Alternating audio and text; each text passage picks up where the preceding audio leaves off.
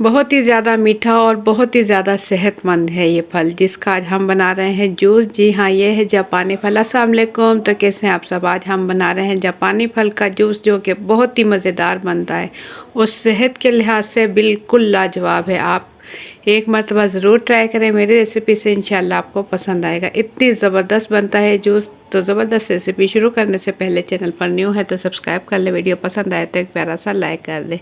तो जल्दी से रेसिपी शुरू करते हैं। बिस्मिल्लाहिर्रहमानिर्रहीम।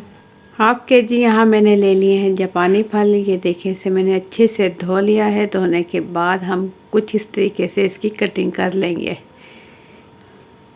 ये देखिए, अंदर से माशाल्लाह इतना ज़बरदस्त ये जूस से भरा होता है कि इसके अंदर जूसी जूस होता है और बहुत ज़्यादा मीठा होता है। तो जो ऊपर की इसकी टोपी है उसे हम अलग कर देंगे और उसे हम ज़ाया कर देंगे।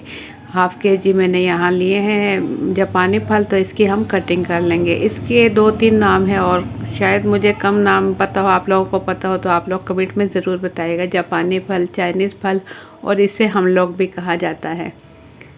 तो इन सब की कटिंग कर लेंगे और इसका छिलका ना उतारें तो कोई मसला नहीं। छिलका इसका इतना सख्त नहीं होता कि लाजमी उतारा जाए। तो तमाम कटिंग करने के बाद हम जूसर का जग लेंगे और इसके अंदर तमाम ये डाल देंगे। जापानी फल चीनी का इस्तेमाल हम नहीं करेंगे क्योंकि ये वैसे ही ऑलरेडी बहुत ज़्यादा मीठा होता है, चीनी की ज़रूरत नहीं है। हाफ के जी अगर जापानी फल लिया है तो इसमें 1 किलो दूध लाजमी डलेगा, क्योंकि ये बहुत ज़्यादा गाढ़ा होता है। तो चाहे तो इसमें थोड़ा सा पानी का भी इस्तेमाल आप कर सकते हैं। आप अपनी ज़रूरत के मुताबिक पानी इस्तेमाल कर सकते हैं।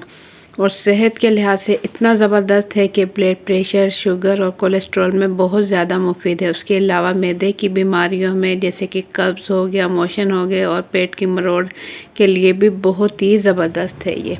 अगर मैं आपको इसके फ़ायदे बता रही हूँ तो अपनी तरफ से नहीं बता रही, बहुत ज़्यादा सर्चिंग के बाद मैं इसके फ़ायदे आपको बता रही हूँ। तो ज़बरदस्त जूस हमारा बिल्कुल रेडी हो चुका है। अब हम इसे निकाल लेंगे गिलास में और माशाल्लाह देखें कितना ज़बरदस्त बना है। गाढ़ा गाढ़ा है ये काफ़ी, और रखने के बाद ये थोड़ा सा और गाढ़ा हो जाता है।